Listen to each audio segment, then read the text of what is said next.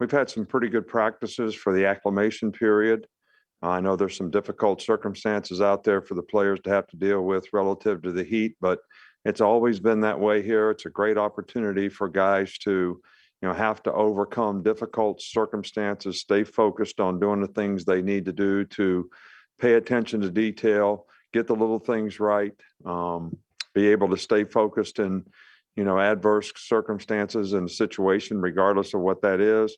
And I think that helps players sort of be able to overcome adversity. So I think the big thing right now is a lot of people know what to do, but I think the focus has to be on how to do it so that we can get the kind of execution that we need to be able to execute on a consistent basis, and why it's important to do it that way. I think sometimes, players sort of get a little tunnel vision on just what they have to do and don't see the big picture and understand why it's important to do their job in a certain way because of what everybody else is doing, whether it's offense, defense, or special teams. So this is an opportunity to create great intangibles,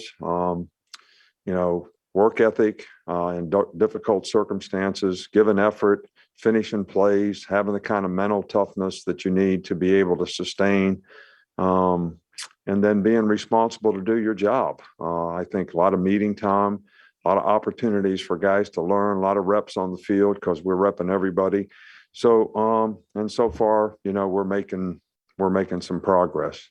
Tomorrow will be the first day we can actually put on pads, but in 2 days in shorts and 2 days in shoulder pads, we've been able to make pretty good progress, and hopefully just with the one practice in pads, and then on Friday, we'll see where it goes before we scrimmage on Saturday. And we haven't really sat down and decided exactly where we are and what we want to do in the scrimmage and how we're going to scrimmage people. But I think we're just kind of taking one day at a time, especially in this early acclimation period. Okay, we will get started with Cecil. Go ahead, Cecil. You can unmute. Coach, I just wanted to follow up on two players. Jalyn Armour-Davis was back at our viewing session the other day, and Xavier Williams, I guess, has not been with the team this fall. Could you update us on those two players, please? Yeah, Jalil's back at practice. We had some COVID protocols that we had to go through with him, and he's back out at practice. He needs to work his way back up, sort of the depth chart, because he missed a little bit of time.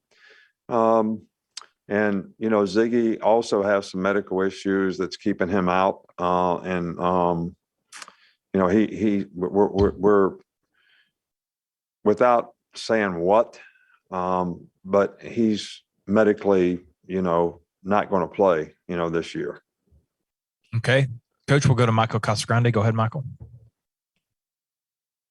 Just ask about Henry Toto. I just wondered what you've observed from him so far in practice this year, and what he brings to this defense. Yeah, Henry's done really well. I think familiarity with the system has helped his transition.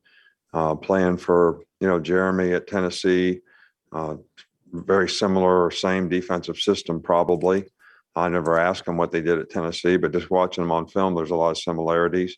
He's a very bright guy. He's a very conscientious guy, and he's picked up on things. He's very instinctive. He's got a lot of experience. So he's got good leadership qualities. So he's been a very positive addition, and he's done a nice job for us. And, hopefully he'll continue to improve. And, we'll see what happens relative. We have, several guys competing at that position. Christian has played very well. So he's going to play, and Moody's played some and is doing really well. So there's a lot of competition at that position. Charlie Potter, go ahead. Hey, Coach, just want to ask you about special teams real quick in the return game specifically. Just, where do you see things there, and who are maybe some guys that could be a factor in the return game? Well, we're still working. It's a work in progress. We're trying to develop some punt return guys, but, JoJo has been really good at that. And has showed some promise doing it. Jacoby Brooks has showed some promise doing it, fielding the ball, doing a good job. Slade did it last year, so he's reliable to be able to do it. Kickoff return, got a few more guys that we're looking at. Jamison Williams is is, back there. Kamar Wheaton's back there. The other running backs are back there doing it. So a little bit more to choose from than we had a year ago, depth-wise. Okay, we'll go to Ralph Russo with the AP. Good afternoon, Nick. I was wondering, as you look at this year and how, you sort of look to it to play out, do you look for any residual effects impacting this season from last season's weird year? Maybe it's super seniors, maybe it's player development that was stunted from last year. Are there any things you're looking for that will make this season that could impact this season that were sort of carryovers from last season?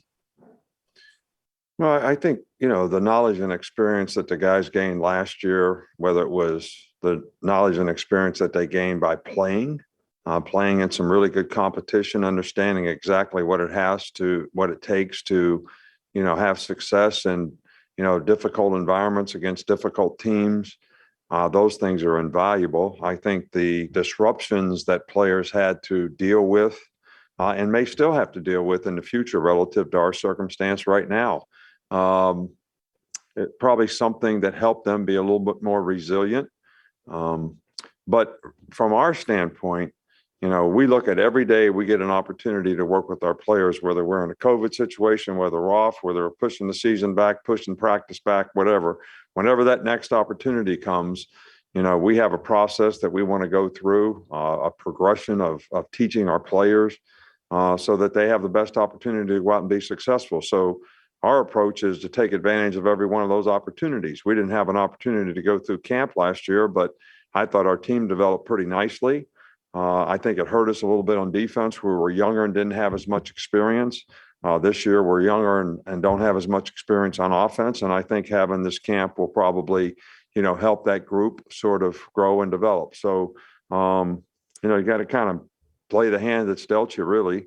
And sometimes you get pretty good cards and sometimes you don't. But you got to do the best you can with whatever you get. We'll go to Nick Kelly with the T News. For Jalyn Armour-Davis, what have you liked about him in the offseason? Then what would you like for him to take the next step in his game? Jalyn's done a nice job. He's got good knowledge and experience. He's got a lot of diversity as a player to play corner, play star. And, he's gotten a little more physical, a little tougher. Durability has been a little bit of an issue for him in the past, being able to stay healthy, but that's not been something that's been a problem, this year or in this camp or this summer or, last spring. So we're pleased with the progress that he's making. And, we're going to continue to work with him. We got lots of competition in the secondary, which is a good thing. I think it's making everybody push each other. We'll go to Mike Rodak. What's been your message to players about social media in the past, and how much, if at all, has that changed now with NIL and there being a benefit for players to grow their brands and be as active as they can on social media and get as many people to follow them as they can? Yeah, well, we've never ever restricted our players on social media, but I think, what you use the word there that is very important. How do you create value in your brand? All right, so it's not whether you use social media, it's how you use social media and use it in a positive way to enhance your brand, which is the only way anybody's going to want you to endorse anything for them is that you have a really positive, wholesome brand. So the only restrictions that we've had on social media is you don't post about the team and you don't post about negative things that are going to reflect poorly on your character, your name, your family, in any way. So, and I think the NFL does the same thing. I mean, Scott Pioli talked to the team the other night and he said, after your first year here, everybody's monitoring all your accounts. All right. So what you put out there is creating value for you one way or the other. So it's no different than we've always done. We promote guys to try to create value in their brand by what they do personally, academically, and athletically. And that's how you create value. And that's what people are interested in. Okay, we got two more, Tony and then Ryan. Yeah, Nick, do you hear me? Yeah, we got you. Okay, yeah. Based on what you've seen from the first handful of practices, do you see Trey Sanders being able to compete in full contact? When you guys move into full pads, do you think he's going to be limited? He hasn't been limited. He's been doing really, really well. I don't know how he's going to continue to develop and progress, but he's worked hard. He's doing a good job. We're very positive and pleased with the progress that he's made, and we're very pleased with where he is right now. And he continues to work hard, and we'll see how he continues to develop. Okay, we'll finish up with Ryan Hennessy. Coach, touching up on the social media question, have any of the players came to you and said everything's recruiting? Maybe Coach Saban gets on social media more. Have you ever thought about that? Has anyone pushed you to do that? And what would that look like if you did? Well, nobody has, and I don't know what it would look like if I did. I mean, you guys keep wanting to ask hypothetical questions today. I've never been big with social media. It takes a lot of time. You got to respond to a lot of things. I've tried to focus on, two things here. How do we develop our players, and how do we bring players to our team, whether it's how we evaluate them or how we develop relationships to be able to recruit them here. And so far, that's worked okay. If any of you out there can convince me that me having a Twitter account is going to help us do a better job in either one of those things, then I might consider it. Otherwise, I don't know why I would consider doing it. And no players have come to me and talked to me about it. But if I would say this, if I thought it would enhance players' chances to improve their brand by something that I did, I would be all for it. All right, Coach. Thank you for your time. Thank you.